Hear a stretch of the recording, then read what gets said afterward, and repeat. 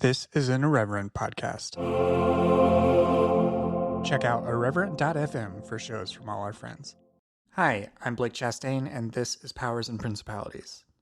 This show focuses on the systems and institutions that prop up white evangelical power and influence in America and the world. Season 1 is focused on white evangelicalism and Christian nationalism. This is episode 6. My guest today is Robert Jones, founder and CEO of PRRI, the Public Religion Research Institute, and author of the recent book White Too Long, The Legacy of White Supremacy in American Christianity. In this conversation, we address the legacy of racism in white American Christianity, its continued presence in America's pews, pulpits, and politics, and how every white American Christian, or person who comes from a white American Christian background, needs to reckon with this history. This book is of critical importance to the white Christian and post-Christian population in America, especially in light of Donald Trump's utter failure to condemn white supremacy following his comments at the first presidential debate.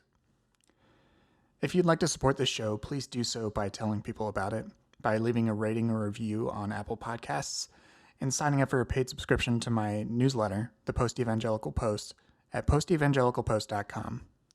Listeners can get 25% off a subscription by visiting the link in the show notes. You can also follow me on Twitter at brchastain and on Instagram at brchastain_. Without further ado, let's get to this conversation.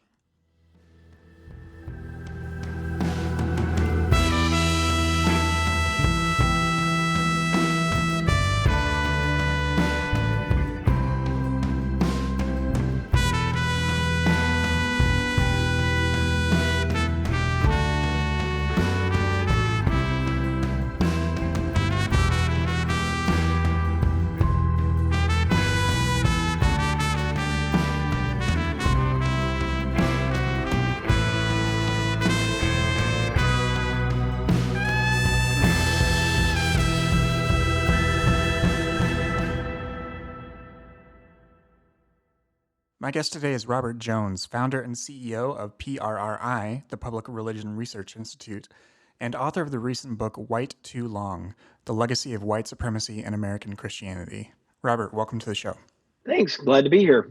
Really glad we're able to talk about your book. It's very important for understanding our current moment as well as our history. And I have to say up top, I recognize the reality of two white men talking about race. But however, I think that your book is one of many that's out right now that this moment needs in order for white populations, including white churches, to begin having conversations about race and reckoning with the legacy of white supremacy. Your book is actually a combination of personal experience, history, and sociological data. But I want to start with your personal experience and how that informed your own process of reckoning with white supremacy. What began that process for you? Right. Well, I think it's really been a lifelong, process. To be honest, I grew up in Mississippi for the most part as a Southern Baptist, so very much inside, the kind of the largest Protestant denomination and inside that evangelical world, and I was that kid also who was there, every time the door was open. I mean, I would, no kidding it, sometimes, like many people who were active in evangelical churches, I was there maybe 4 or 5 times a week, depending on what was going on, all the way through. Was a member of the youth group and, went to a Southern Baptist college. I have a Master of Divinity degree from a Southern Baptist seminary. So, very much inside that world. And, I think the first crack that I kind of identify in the book for me in that kind of edifice of innocence is maybe one way to think about it, where I began to get a more critical look at our own history and heritage was when I was sitting in a Baptist history class in seminary. I was in my early 20s and heard for the first time the origin story of the Southern Baptist Convention, my home denomination. And, that is that in 1845, there was a dispute over whether it was legitimate for a Christian clergy person to enslave other human beings based on the color of their skin. And Northern Baptists came to a point where they rejected that claim and would not endorse a minister who was going into mission work, and the Baptist churches in the South disagreed, and in fact put this as a test case up very intentionally to kind of force the issue. And when the Northern Baptists kind of backed off, they basically withdrew for what had been a kind of cooperative endeavor at kind of funding missions efforts, and instead formed what became known as the Southern Baptist Convention in 1845, explicitly over this issue of allowing it, not only allowing, but actually endorsing the idea that someone could be a minister of the gospel and someone who enslaved other human beings at the same time, that these were perfectly compatible things. So that was, that was in my early 20s. I'm now in my early 50s. So that was 3 decades ago. And I would say that kind of over time, there have been other little things that have intruded, but it really has been the last five in my consciousness, but it's been the last 5 years, I think, it particularly, the shooting of Trayvon Martin, the whole kind of beginnings of the Black Lives Matter movement, and then everything from Freddie Gray in Baltimore, Michael Brown, and these kind of just drumbeat after drumbeat, and more visible, I think, nationally than it had been in the past. Not that these things were new, but this very visibility. And then two other events I think in particular that really pushed me to write the book were the events of Dylan Roof shooting 9 African Americans as they were at Bible study at Mother Emanuel AME Church in Charleston, and then the white supremacist marches in Charlottesville. We just passed the 3-year anniversary of that event, where we had people openly chanting these neo-Nazi slogans of blood and soil and Jews will not replace us. Mm-hmm. And so I think it was the movement of this, so overtly that it wasn't even dog whistles or whispers anymore, but it was people shouting and declaring, overtly a kind of white supremacist worldview, and a real lack of, I think, accounting, sort of, it was a personal book, really. And so, my own trying to make sense of this legacy that I think kind of helped me, push me to write. Right. I like that term that you used of edifice of innocence, of just that like there's this presumption of a sort of benign history, right? Yeah. But that's not really the truth of history itself within these denominations. And that's what I appreciate about your book, is that it really doesn't spare any root or branch of white American Christianity. I mean, speaking for myself personally, I grew up United Methodist, went to a Wesleyan college, and even the holiness tradition, separate from the Baptist traditions, had their own schisms around slavery in the 19th century as well. But you're also critical of white evangelicals in general and your own Southern Baptist tradition in particular. But you also do highlight the ways in which mainline denominations and white Catholics are and were also complicit.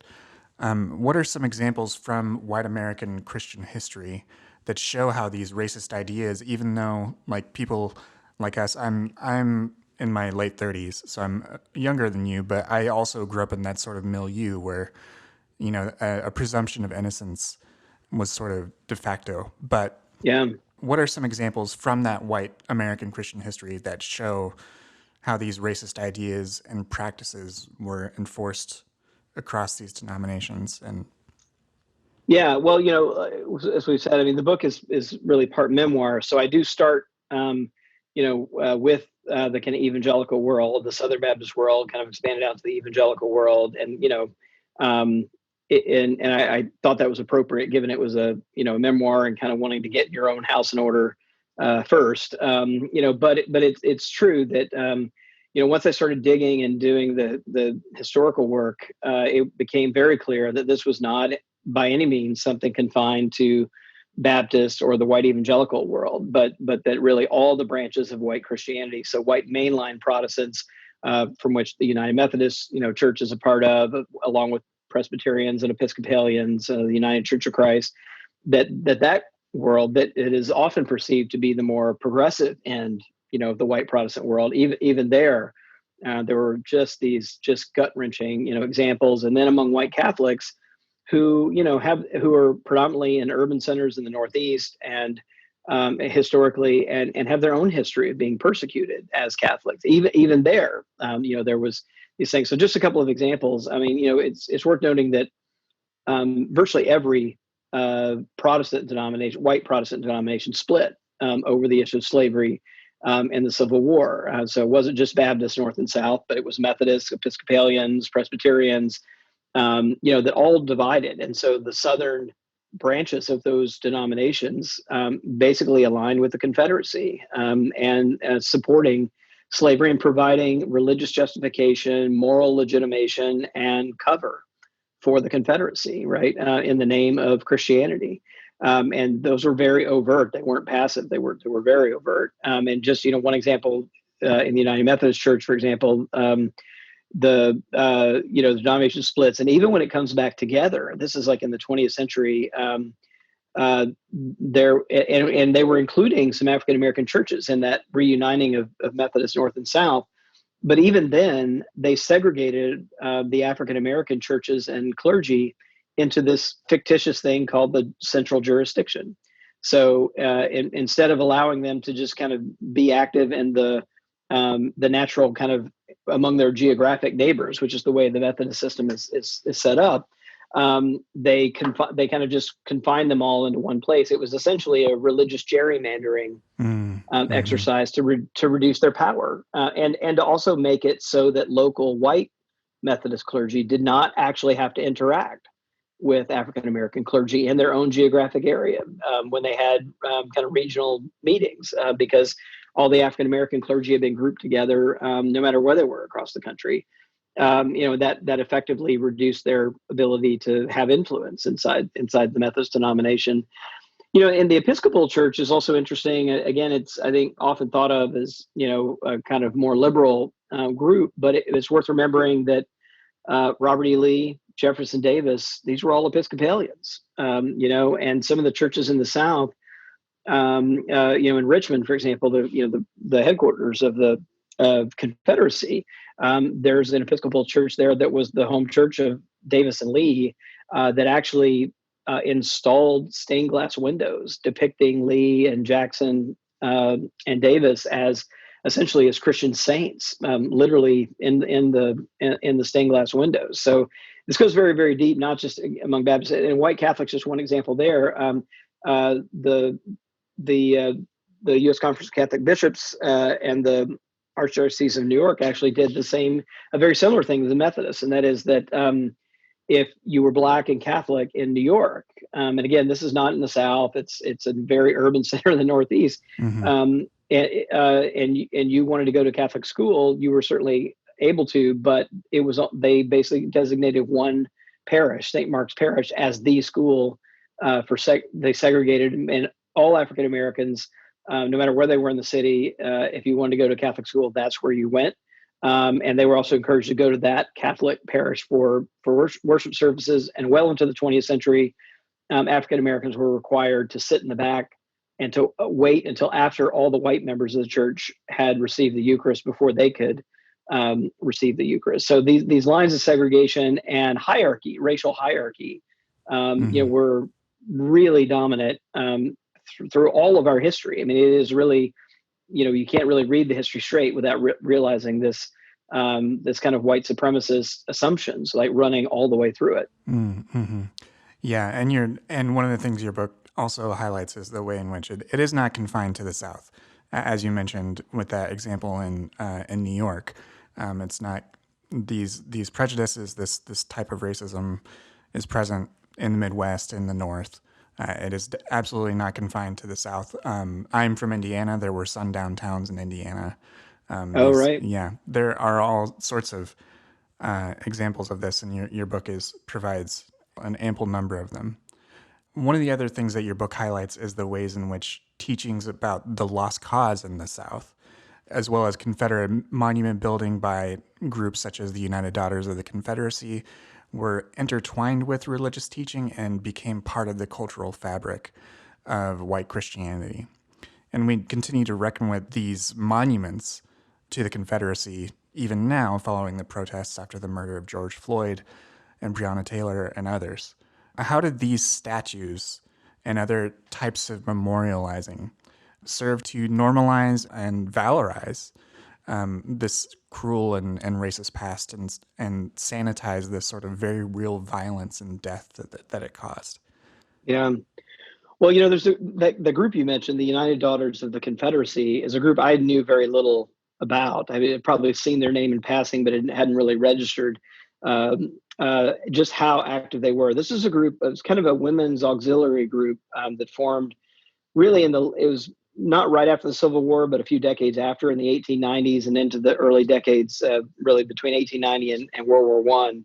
That was a very powerful group. There was over 100,000 women involved at its peak. They were mostly from white, wealthy families, connected to the Confederacy, kind of to old families that had supported the Confederacy.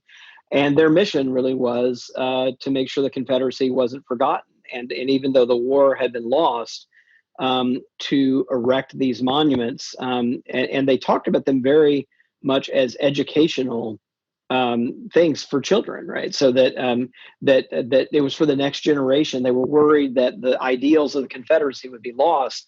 But many of these same women, right? I mean, they were the same women who were also very active in churches all across the South, and you could see them picking up church practices and adapting them for this kind of pro-Confederate educational system. And one of the most striking ones that I came across was that they actually developed a catechism Yeah.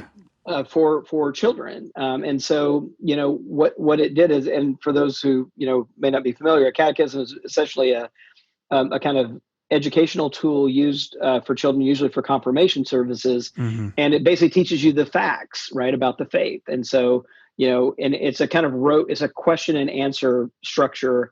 Who is God? And then there's an orthodox answer that the child is supposed to memorize and say back. So the teacher would ask the question, the pupils kind of recite in unison, back to the teacher. And this is kind of how it was, a kind of rote method of education. And so they developed, a Confederate catechism, and instead of who is God, who is Jesus, who created the earth, those kinds of questions in the catechism, it was what was the cause of the Confederacy, and how were slaves treated, and those kinds of questions. And the answers were, the North not being willing to let the Southern states have the right of self-determination, and how were slaves treated. The children were memorized. They were treated well, and were happy to work for their masters, and like these kinds of things. And those sound kind of bizarre in tandem, but if you can imagine, also put them into the lived world in which they were created, and what you realize is that what was not an uncommon thing would be for a kid to go to they had youth chapters of the United Daughters of the Confederacy had Mm-hmm. youth chapters, and so it wouldn't be uncommon for one of those kids to go to Saturday morning meeting and be instructed in this Confederate catechism, and then to show up for Sunday school the next day at their church, and perhaps even have the same teacher teaching them the Christian catechism. And so if you're a kid, these things get melded together in a way that one is about kind of the South and one is about Christianity, and they're very, very compatible and kind of just inculcated as part of your worldview. And these statues then they talked about them as things that kids walk by every day. That's why they're on places like the county courthouse square, and the center of town.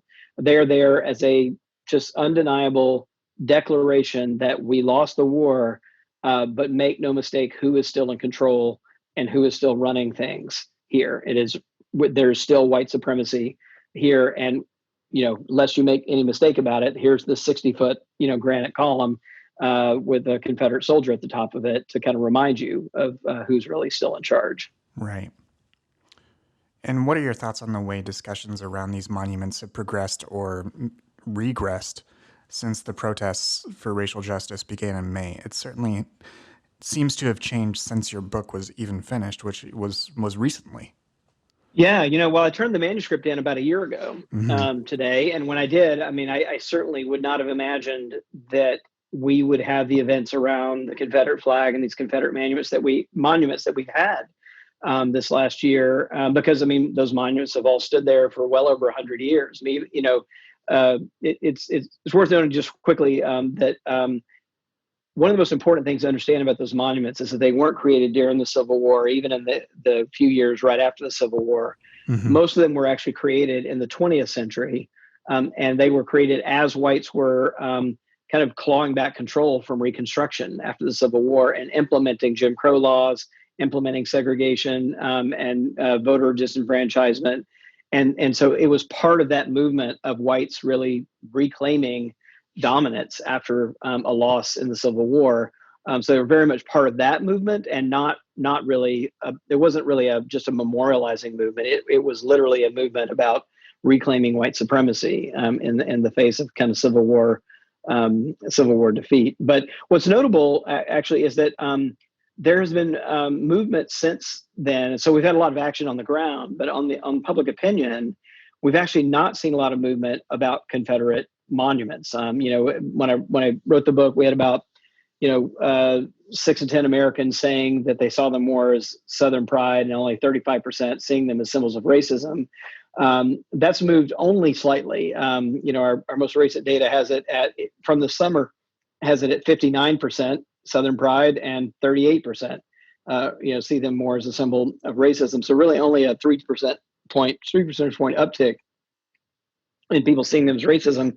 And when you look at white Christians in the country, white evangelicals, for example, have actually become, there's been not a lot of movement among white mainliner Catholics, but white evangelicals and Republicans overall too, have actually moved more in the direction of have become more entrenched. They're more likely today than they were a year ago to say that that monuments are a symbol of Southern pride rather than a symbol of racism. So it seems that one effect on this issue is it actually has further polarized people on these issues rather than kind of moving people more kind of to one direction or the other. Mm-hmm. Yeah, and it's made them more calcified in their position in that regard.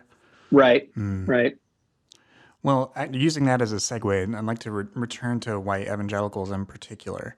Your book highlights an extremely helpful framework from two other researchers, Michael Emerson and Christian Smith. Mm-hmm. Quoting from your book, you write that, particularly on questions related to race, they found that white evangelicals' cultural toolkit consisted of tools that restricted their moral vision to the personal and interpersonal realms while screening out institutional or structural issues.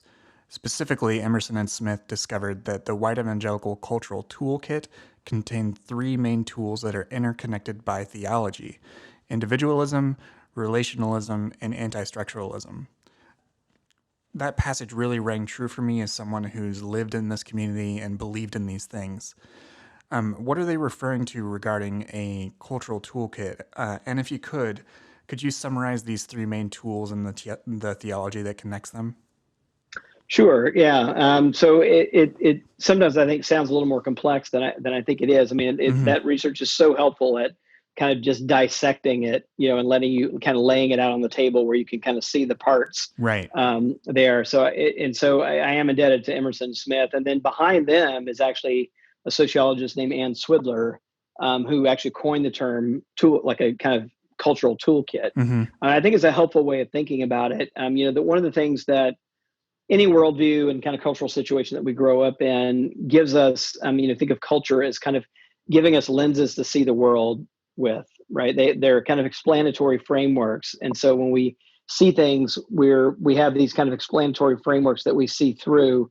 And so it's one of the reasons why two different groups of humans can see the same event and interpret them in wildly different ways, is that we have these kind of lenses that really shape and make meaning of what we're of kind of the raw data of what we're seeing out there. And so it means that it helps you see some things, and it inevitably makes it very difficult to see other things depending on what the tools you have at your disposal are. And so in the evangelical world, this idea of individualism and relationalism go together. So on the one hand, individualism, I think the easiest way to kind of connect that one up is to think about how evangelicals, and this has actually gotten to be kind of wider than even evangelicals, but how kind of white Christians, I think, and particularly white Protestants, think about salvation. And it is this kind of individual relationship with Jesus. I mean, if there was anything I heard, and I guess it's remarkable to think about this. Like, if there's anything I heard, maybe every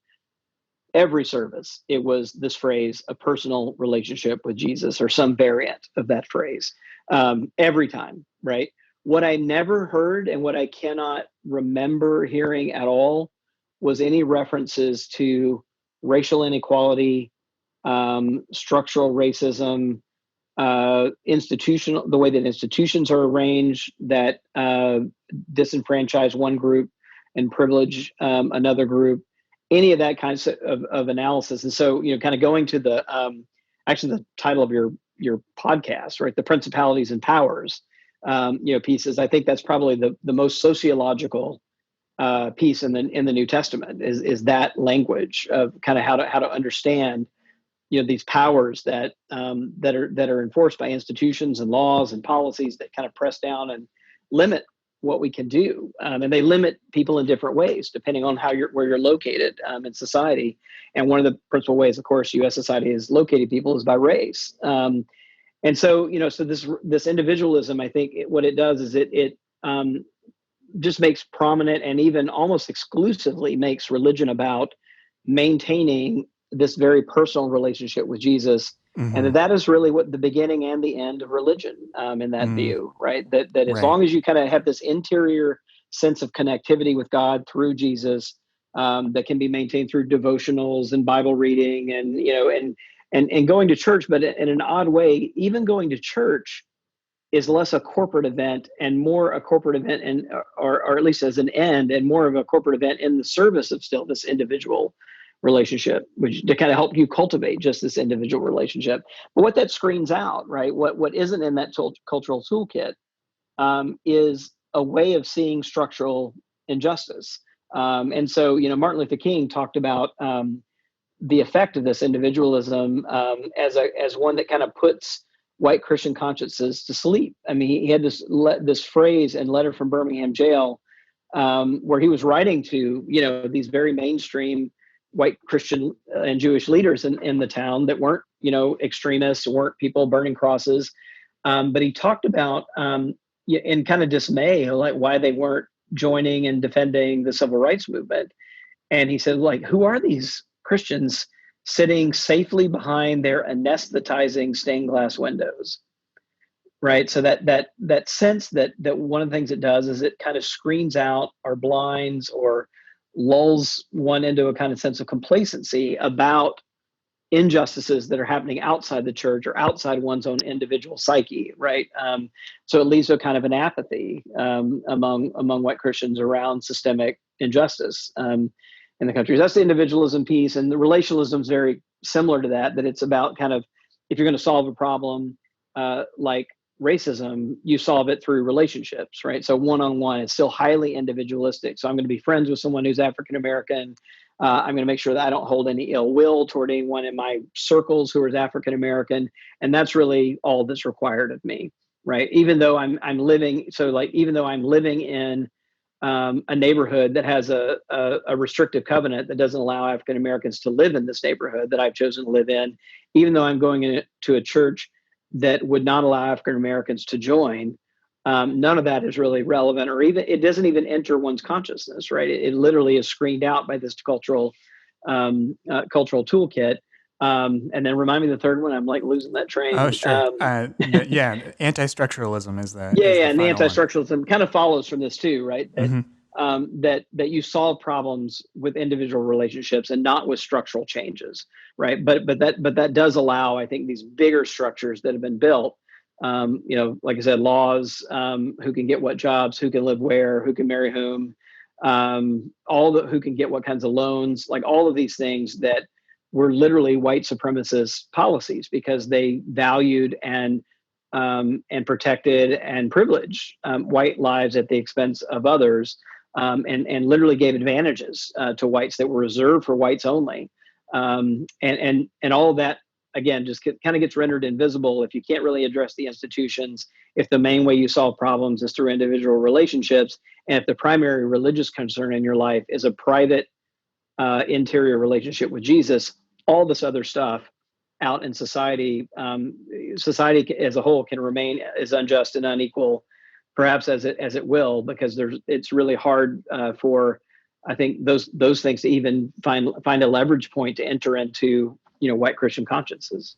Right. Even the very most important thing that is presented to us is the salvation story, Hmm. and what it means to be saved and how your salvation is lived out. Whatever side of the coin you're on, whether you're Arminian or Calvinist, you still need to work out your salvation, and for it to be put in that sort of framework, which in that limits you from being able to even engage properly or in the same way as people outside of your religious community with social issues, was just extremely valuable as a reader to come across that and to see it put into those terms. It's such a sort of pernicious problem. Yeah, it's pernicious and it's remarkably powerful. I mean, I could Hmm. say this is someone who grew up in that world too. I mean, just to give one more quick example, I remember, so I went to public school in Mississippi in Jackson, and it wasn't until the early 70s when I was in elementary school that the first black kids showed up at our school, right? And so that meant that Mississippi had drug its feet for nearly 20 years after the Brown v. Board of Education decision came down demanding that schools desegregate. But when it finally happened, you would think, right, that this was like a major event that your church would help you make sense of, and there was not a word uttered, in my church, or a way to kind of think about this as a Christian. What was this about? What do we think about it? I mean, it was just utter and complete silence, on that issue. Mm-hmm. Do you think that this sort of limited toolkit is restricted only to evangelicals? One a term I just used was like that it being pernicious, and one element of some parts of evangelical thought and culture is that it finds its way into other denominational spaces or cultural spaces. Yeah. Given that the Conservative Party, the Republican Party, is populist and at this point largely tolerant of racist beliefs and practices by this administration, do you think that this toolkit could be seen as applicable to broader swaths of the white American population? I do, and it's worth remembering that when I sort of tell the story of the founding of the Southern Baptist Convention, explicitly over making uh, enslaving other human beings on the basis of race compatible with the gospel, Mm-hmm. that denomination, the Southern Baptist Convention, right, was no small kind of fringe or denomination. I mean, by the mid 20th century, it was the largest expression of Protestant Christianity in the country.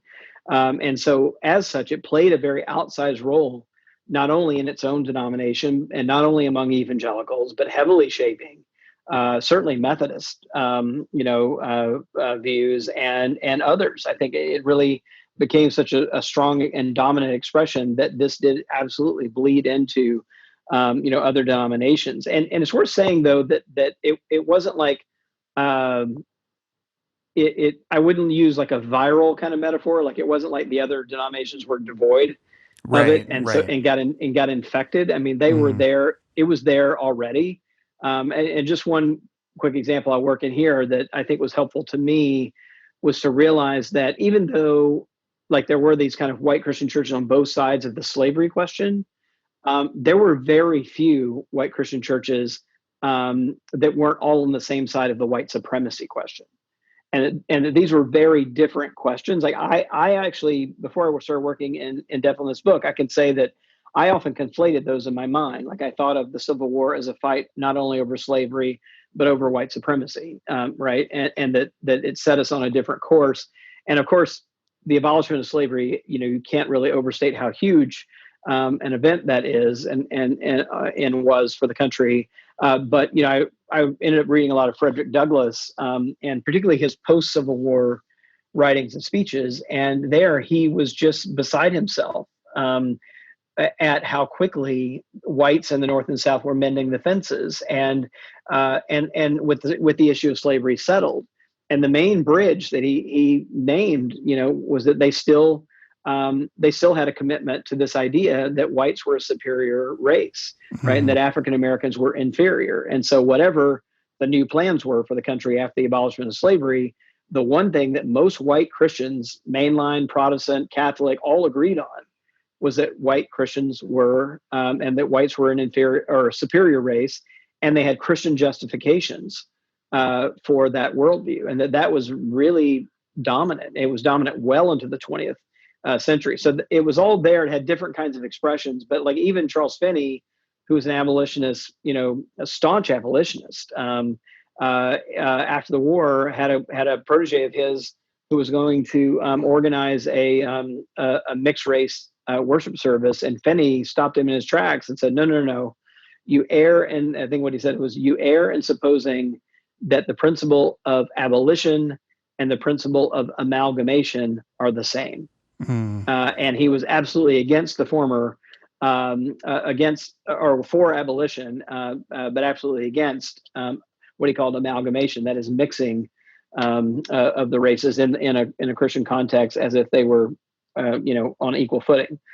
So that's there, I think, all the way through, and even among Catholics, it's there as well, even as they're facing their own sorts of discrimination. Right. Yeah, and that's a very important distinction that you've made, that it's not just from within the evangelical circles or anything like that. It was more sort of current sentiment that I was thinking about, not necessarily the historical the historical side of things. I recently read Stamped from the Beginning, which also put this into sort of clear contrast, which is just a history of racist thought in America, and it's clear that it goes back, and it's not, you use the metaphor of virality or of something being planted, Yeah. but it's more like white supremacy is the soil.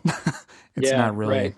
a plant that's seeded somewhere. It's actually the thing that it all grew in when we're talking about white American Christianity, which is something we have to reckon with. Yeah.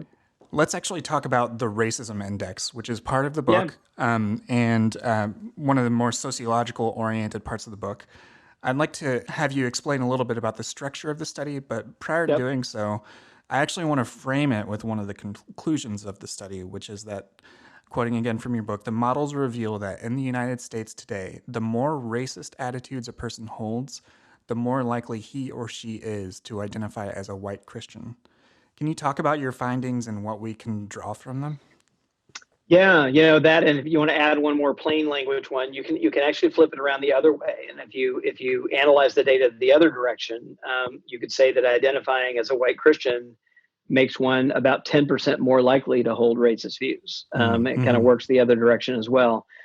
So, one of the things I tried to set out is I lay out a lot of the history, that we've been talking about, but I also want to see, okay, well, what differences does history make for current attitudes around racism, and particularly around structural racism, as opposed to kind of more personal, attitudes toward racism. But how does how operative is this cultural toolkit still? Does it hide things? Does it help people see things or inhibit them from seeing things? So I came up with a thing I call the racism index in the book, and it's basically builds on a lot of sociological literature about how to measure attitudes on racism in public opinion surveys. As you imagine, you have to be kind of careful about doing that. You can't just sort of ask people straight up, do you consider yourself to be racist or bigoted toward African Americans? You don't get very accurate answers when you ask questions like that, because people don't want to be perceived, in certain ways. So it kind of builds on a lot of political science literature, and then added, I think, some additional nuance to that for the current moment. And so it's 15 questions. It covers a fair amount of ground. So it covers things like the killing of African American men by police and disproportionate sentencing and the criminal justice system. It also covers just general questions about how people perceive the legacies of the past impacting the present. So does past discrimination limit African American economic mobility? Does it limit their opportunities today? Those kinds of questions. And then a set of questions that are just general questions about racism in the country. And one remarkable thing is that these questions all correlate quite highly together. So in other words, if you answer one way on one question, you're very likely to answer the same way on a different question in the index, because they after doing a lot of statistical tests, you can see that they're actually measuring some common underlying concepts there. So I scored this index, essentially one way of thinking about it is scoring it on a scale of 1 to 10, with 1 holding the least racist attitudes on these structural questions and 10 holding the most racist attitudes. And what I found was that, not surprisingly, when I analyzed the white evangelical attitudes, that their average score, as a group, was 8 out of 10, so pretty high, on this racism index. But what was maybe more surprising, both to me and probably to your listeners, is that when I analyzed the views of white mainline Protestants, and white Catholics, they scored essentially 7 out of 10. So not quite as high as white evangelicals, but right behind them. And if you look at, and a good comparison group, if you look at whites who claim no religious affiliation, they only score 4 out of 10 on this index. So, and then African Americans score about 2 on this index. So if you ask the question, like, so who is closer to the views of African Americans on issues of race and racism, particularly systemic racism, the answer is not white Christians. I mean, the answer is whites who claim no religious affiliation are actually much closer. And there was this consistent, 30-point gap between whites who are not Christian and whites who are Christian of any kind across all these questions. And so, one way of kind of boiling it down, additionally to the kind of way we started this, is to say, look, if you take your average white person and you add Christianity, they actually move toward holding more racist attitudes and move further away from the views of African Americans. And this is true, by the way. I kind of check for all kinds of possible alternative explanations. So perhaps, for example, this pattern is there because white Christians tend to be more Republican, or they tend to live in more rural areas, or in a region that's more culturally conservative, or education levels are different. And anyway, I put it into a model of more than a dozen control variables to kind of hold these other alternative explanations constant. And even with those in place, it turns out that these patterns persist, and they barely move, really, when you put these controls in place, which tells you that it really is the Christianity that's doing the work here, and that is the differentiator between whites who are not Christian, whites who are. It is the religious views themselves. And then the other thing I tested for was, because the other objection that might be lodged is to say, okay, well, maybe this is just because, maybe this is just Christians in name only. Maybe these people just claim to be Christian, but aren't really connected to a church. They're not listening to sermons. They're not really reading their Bible. They're not connected to a Bible study group, that kind of thing. So I actually looked and tested to see if religious attendance made any difference. And it turns out that broadly speaking, among all white Christians, it makes no difference. And in other words, that the relationship between holding racist attitudes and identifying as a white Christian is just as strong among those who attend less often as it is among those who attend more often. And if you look just among white evangelicals, it turns out that those who attend religious service more often, that relationship between holding racist views and identifying as a white evangelical is actually stronger. So in other words, attending, in terms of holding more racist attitudes, attending religious services more frequently among white evangelicals actually makes things worse. It's pretty stark to see that within quantifiable sociological data. One of the things you mentioned is also there's a disparity between a sense of warmth, I believe is the term you use, towards African Americans and them holding racist views. Do you think that's explained by this sort of this lack that they have in their cultural toolkit, that they feel like they can relate interpersonally with individual African Americans, but then still maintain this racist worldview? I think that's exactly right. I mean, I think it's a really good illustration of that toolkit at work.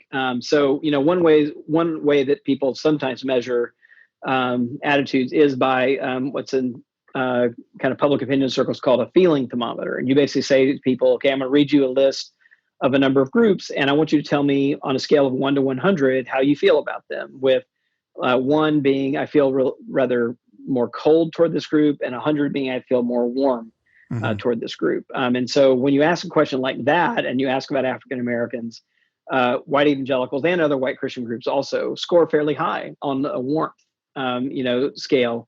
But there is this kind of paradoxical thing that among white evangelicals, for example, they score simultaneously the highest among religious groups on the warmth, scale and the highest on the racism index at the same time, right? And so that is the sense of I can feel warmly toward an individual African American. I don't want to hold anything in my heart. Even that language in my heart, right, is kind of part of that toolkit. Right. And but at the same time, these other things, the killing of African American men by police, for example, 7 in 10 evangelicals think these are just isolated incidents, that there's no connections. So there's that anti-structuralism, right? Not being able to connect the dots Mm-hmm. structurally. And they can't see it. They either can't or won't see it. And again, 7 in 10 say they're isolated incidents instead of part of a pattern of how police treat African Americans. And so you can feel good about my relationship with an African American, who I interact with at work, and at the same time have no stake in the game of like police reform because I just simply don't see the problem. Mm-hmm. Mm-hmm.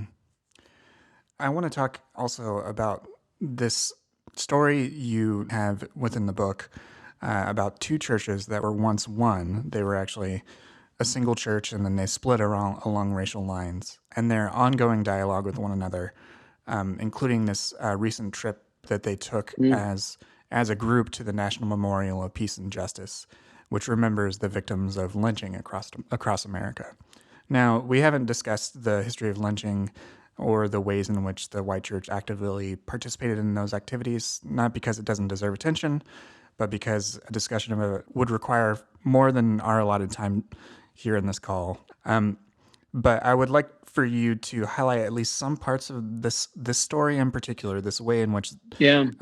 these two churches have gotten to begin a dialogue together, and how their dialogue might be able to encourage similar congregations or even others that are, trying to address this personally as they Yeah. think through these issues. Yeah, of course. I'd love to talk about this. This is, a really moving story, and it's a personal one to me. It's a story of a white and black Baptist church in Macon, Georgia. This is the hometown of my parents. In fact, kind of Bibb County, Georgia, in which Macon is part, is the place where both sides of my family go back for about 6 generations into the early 1700s. So I've got quite a bit of family history, Mm. back there. Mm-hmm. And in fact, the white church, First Baptist Church of Christ in Macon, is actually the parent church of the church in which my parents grew up in East Macon Baptist Church. They actually launched that church as part of their kind of missions efforts in the city. So I've got a kind of indirect connection there. But yeah, it's a moving story, and there are pairs of churches like this all over the South, in particular, and that is churches that used to be the same church. And the original church, in this case in 1825, when the church was formed, it was formed by slave owning whites who brought enslaved people to church with them. And so on a given Sunday, you would have whites sitting in the front and enslaved Africans in the back.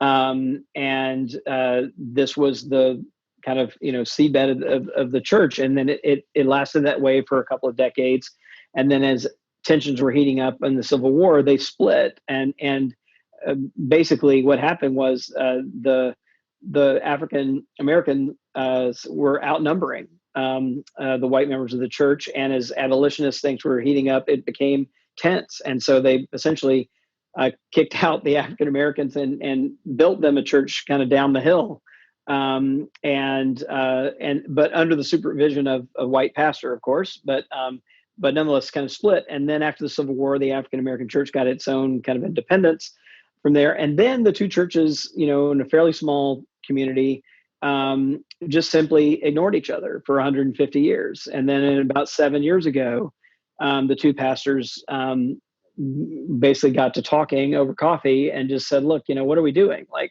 we have this shared history. We're here in the same community. We're trying to solve some of the same problems. We should know each other, essentially. And I think in many towns, there weren't that many mechanisms for black and white people to even get to know each other. And so Mm-hmm. they decided to build that bridge, and began with simple things like Easter egg rolls for the kids and potluck dinners on there's kind of a park that sits kind of in between the two churches, kind of neutral territory there. And, it's made a huge difference, I think, for both churches. But I think in particular, for the white church that has really had to confront its past, and to tell a truer story about itself. And one that I think has led them, to a place of like more authenticity, and I think just greater understanding of where they are and what's demanded of them, I think, in the Mm-hmm. present. And one of the outcomes of this is that they did take a joint trip over to Montgomery, to the National Memorial for Peace and Healing, which, as you said, is this memorial for the victims of lynching. And it's a very moving memorial. I spent some time there myself working on the book. But it's remarkable, right, for a kind of two churches to take this trip. One bus, half the group is white, half the group is black, and then they came back and had like a discussion and worship joint kind of reflection service around it. And it's led, I think, to some really transformational ways that the white church is thinking about itself, and its own history, and what's required of it, in the present. And one of the things that it's done is that, you talked about beginning this journey with wanting to, I think, the white church particularly wanting to move toward reconciliation. And as they move through this process, he actually told me, he said, I've actually stopped talking about reconciliation so much, and we're talking more and more about repair and justice, Mm-hmm. repairing the damage and doing justice. And that's really become the way we understand the end of this work now. And we trust that, reconciliation will come as an outgrowth of that work. But we've kind of actually shifted the way that we understand our own responsibility, in the work. But it's a beautiful story. And I think actually, the reason why I haven't in the book is because, I don't think there's any 10-point plan that everybody can follow to kind of fix, the problem that we have. But I think it's journeys like this on the ground, feeling their way along. I mean, these are the ways that I think we're going to finally begin to mend and repair the damage that Mm-hmm. we white Christians have been, really responsible for centuries. Mm-hmm.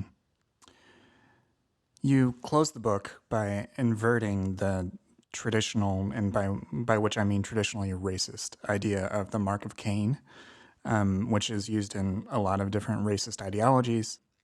And you say that it is, in fact, white people that bear this mark.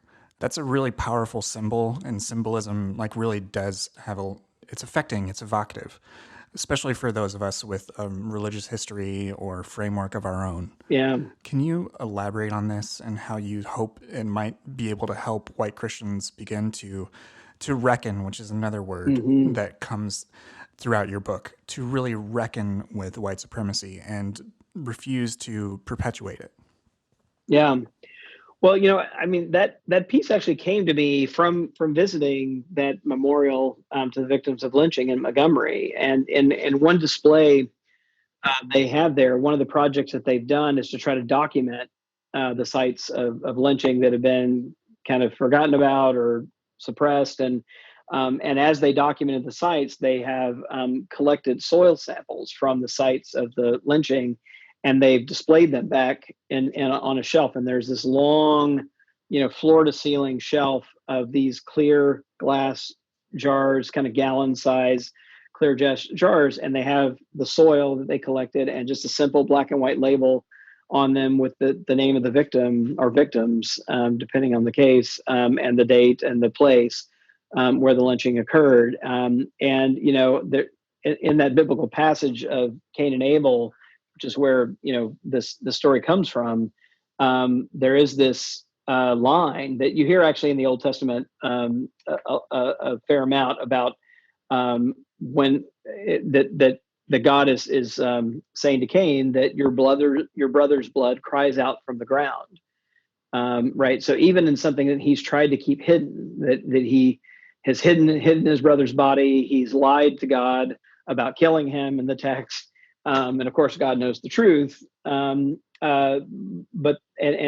this line about your brother's blood cries out from the ground, and it really hit me that this is this suppressed and hidden history has been one of maintaining a kind of white Christian innocence against all evidence to the contrary. Mm-hmm. And that if we're really going to heal from this, and I would say, I mean this in two ways, and James Baldwin really helped me here, I think, in getting my head around this issue that I'd often thought of healing as something that needs to happen between Black and white Americans, and that's certainly true, right? There's no doubt that that's a massive and important project. But I think the thing that we white Christians have thought less about, and we white people in general have thought less about, is the damage that we've done to ourselves by holding on to a compatibility between white supremacy and Christianity. And you can only do that by great efforts at distortion and disfigurement. So it means that, and that requires an immense amount of psychic energy to really try to hold those two things together at the same time. And yet we've done this for centuries. And so there's a real sense in which, we ourselves are sick.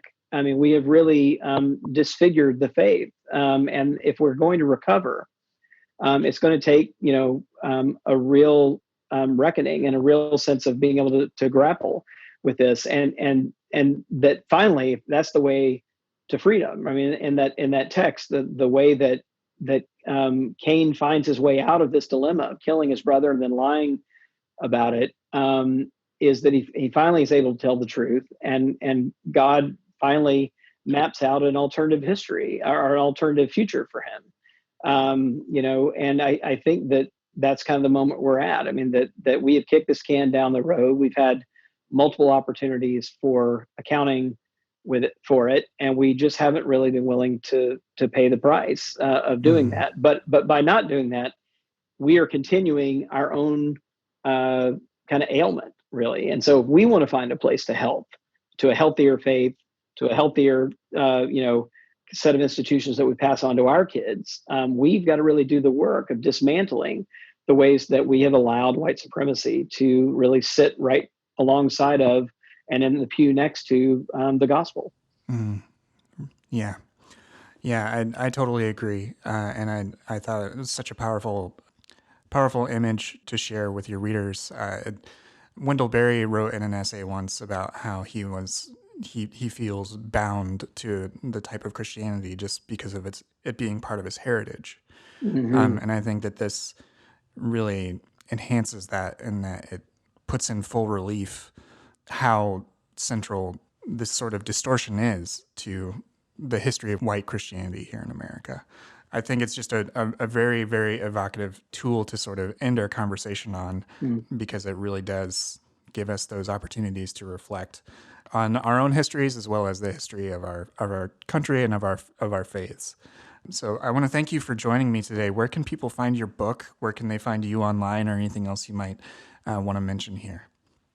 Yeah, well, the book is available wherever, people like to buy their favorite books. If you want to support a local bookshop, you can go to bookshop.com and kind of buy it there, and even, pick a local bookshop to support. It's available on Amazon, of course, and other places. And if you want to follow PRRI's work, we are at prri.org. Robert, thank you very much for joining me today. Thank you. Glad to be here.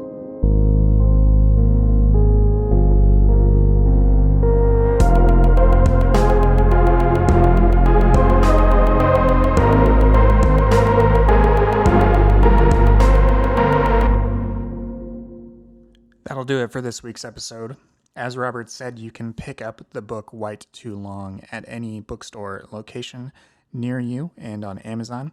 If you do want to support the show, you can use the affiliate links in the show notes in order to purchase it and send a small percentage of that back the show's way.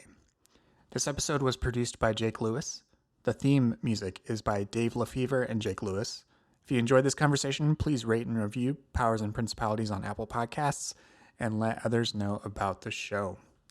All right, talk to you soon.